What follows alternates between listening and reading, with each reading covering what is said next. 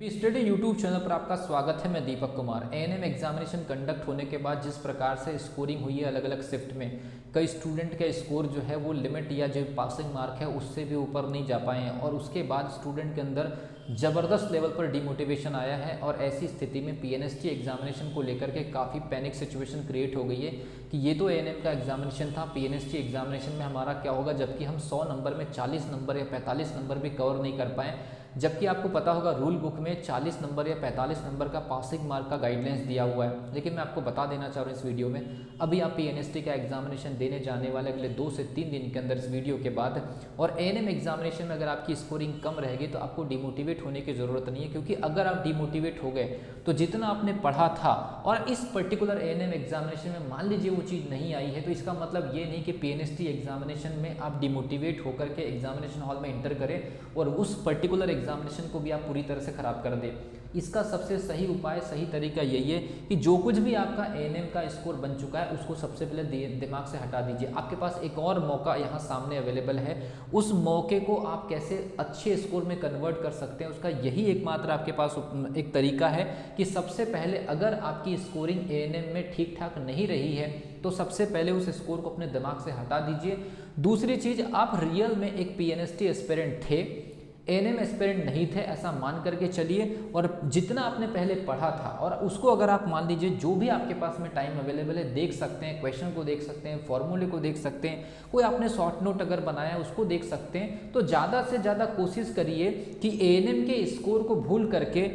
अपने पास जितना time available है रिवीजन के लिए या कोई शॉर्ट नोट देखने के लिए या सब्जेक्ट वाइज जो भी आपके पास में चीज़ें कंटेंट अवेलेबल है जिसको आप 2 से 3 दिन के अंदर एक बार ओवरव्यू करके देख सकते हैं, तो उसको जरूर देखिए। और जो आपने पुरानी चीज़ें स्टडी किए हैं जो एएनएम एग्जामिनेशन में आपके फेवर में नहीं आई है, इसका मतलब ये नहीं है कि वो चीज़ बिल्कुल आपके हाथ से निकल गई। हो सकता है कि पीएनएसटी एग्जामिनेशन में उन पर्टिकुलर टॉपिक से जो है क्वेश्चन पूछना बाकी होगा,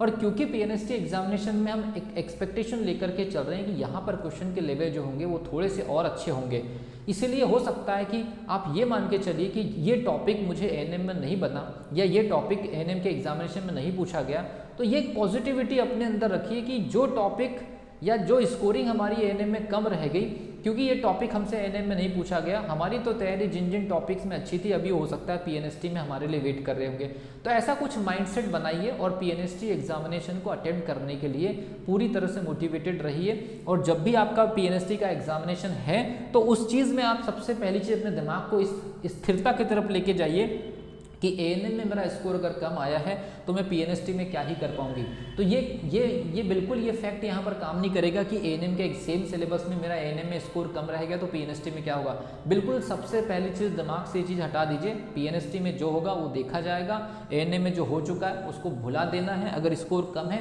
अगर ठीक ठाक स्कोर है तो रिजल्ट आएगा, सीटों की जानकारी के साथ में अगर काउंसलिंग में अगर हमारा नंबर लगेगा तो देख लेंगे। लेकिन फिलहाल आपके पास में जो टाइम अवेलेबल है उस टाइम का यूटिलाइज करने का सबसे यही तरीका है, एएनएम के स्कोर को भूलिए, जो हमारे पास कंटेंट अवेलेबल है उसका ओवरव्यू देखिए। जो टॉपिक एएनएम में पूछे नहीं गए हैं इसका मतलब ये नहीं है कि हमारे हाथ से पीएनएसटी भी एग्जामिनेशन निकल गया है। हो सकता है कि जिन टॉपिक्स में आपकी पकड़ है, जिसमें आपका कॉन्फिडेंस है, जिसमें आपको नॉलेज अच्छा है, जिसमें टेस्ट में आपने अच्छा स्कोर निकाला है, हो सकता है कि वो आप लोगों के लिए पीएनएसटी एग्जामिनेशन में वेट कर रहे हैं। इसलिए आपको मोटिवेटेड रहना है, एग्जामिनेशन क्लियर करने के लिए जो टाइम आपके पास में अवेलेबल है उसका सही इस्तेमाल करने के बारे में सोचना चाहिए, न कि जो इस एग्जामिनेशन का रिजल्ट खराब हो चुका है उसके बारे में। और जिन स्टूडेंट के नंबर अच्छे हैं उस कॉन्फिडेंस को आप बरकरार रखिए, उस कॉन्फिडेंस के साथ और ज़्यादा बेहतर तरीके से स्कोर करने की कोशिश करिए। अगर आपके 50, 55, 60 मार्क्स अगर मान लीजिए आ गए हैं एएनएम एग्जामिनेशन में तो कोशिश करिए कि 10+ स्कोर लेकर के आइए पीएनएसटी एग्जामिनेशन में,